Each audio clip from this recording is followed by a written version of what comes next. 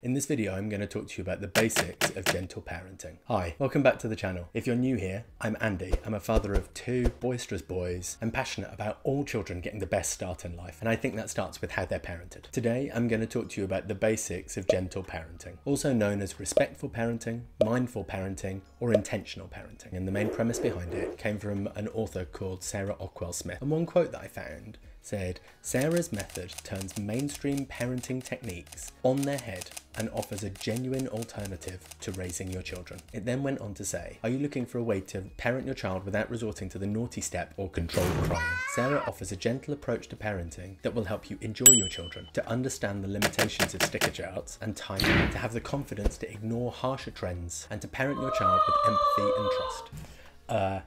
Yes, that is exactly what I would like, thank you. So, how does it work? Gentle parenting is mainly based around four key ideas. Empathy. This is based on the understanding that children are emotional beings and need to be treated with empathy. This means when a child is misbehaving, we should try and understand why they're behaving in that way, rather than simply punishing them for something that we don't want them to do. It's the exact opposite of that idea of children should be seen and not heard. Boundaries. Boundaries are one of the biggest misconceptions about gentle parenting. Gentle parenting does not mean that there are no boundaries. It simply means that the boundaries should be set in a respectful and understanding way. It means using positive reinforcement and natural consequences instead of punishing and shaming. The effort and the behaviour are the things that are important. Respect. Gentle parenting involves respecting children as individuals. This means giving them choices, listening to their opinions, and allowing them to make mistakes and decisions. Understanding. Gentle parenting is also about understanding your child's developmental stage. This means knowing what to expect from your children at different ages and stages of their development, and the ability to adjust your parenting accordingly. Here are some specific examples of gentle parenting techniques. Using positive reinforcement. So that means when a child behaves in the way that you want them to, that you give them lots of praise and positive attention. This will help them learn that good behaviour is rewarded. This doesn't mean praising them for everything. And also with praise, we have to be really careful not to praise the end result, but in fact praise the effort. The use of natural consequences.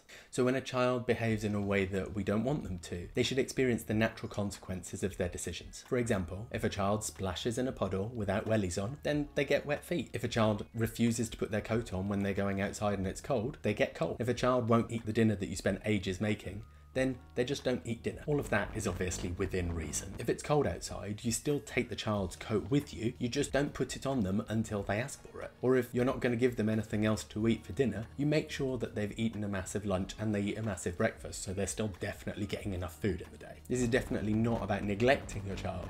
It's just about letting them experience things for themselves and understand why they're making decisions, rather than you just telling them what to do all of the time. To help children regulate their emotions. Children need to learn to regulate their emotions in a healthy way. We can help them to do this through teaching them coping mechanisms, such as deep breathing and relaxation techniques. Avoid yelling and shaming of your child. Yelling and shaming your child can have a really significant impact on your child's self-esteem. And studies have shown that actually it has no benefit in the long run. It doesn't alter or impact the child's behaviour. Instead, we should try and stay calm and speak to our child in a respectful way. And luckily for you, I actually have a video on those last 2 points that you can watch right here.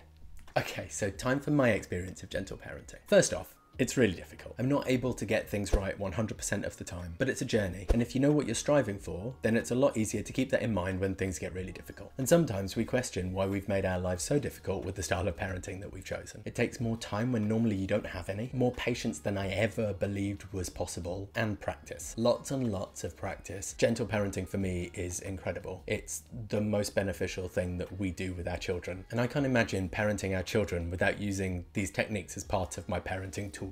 It allows me to treat them like real people and engage with them on a human level. And because of that, I get more out of the time that I spend with them. I see their individuality and their confidence growing by being allowed a seat at the table. And I can already see how this will set them up in the future to be able to seize any of the opportunities that they want to strive towards. The benefits of gentle parenting can be and are enormous. Studies suggest that children who are raised with gentle parenting tend to be more emotionally resilient, more emotionally healthy, and more independent. And we've already noticed that with our 5-year-old. He talks to us. He tells us the things that he likes and doesn't. It tells us when he's sad and why. We know what he's thinking a lot of the time. And I honestly believe that that knowledge helps us to be more caring, kind, compassionate, and humane parents. He's a person with his own thoughts, feelings, likes, dislikes. To shut all of that down to have an easier life, and to say that they don't get any rights or a say because they're a child, to me feels completely bizarre. I've also heard that children raised with this style tend to have a better relationship with their parents, which is obviously a great thing for me, but also with other people as they grow up. And I really hope that that's the case, because that's something I'd wish for every child, and definitely my own. I would definitely recommend reading Sarah Rockwell Smith's book. I think it opened my eyes to a lot of different things that I hadn't even considered in terms of parenting. If you did want to read it, there's a link in the description below, which is an affiliate link.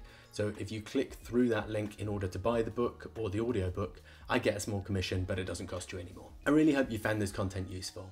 Thanks for watching.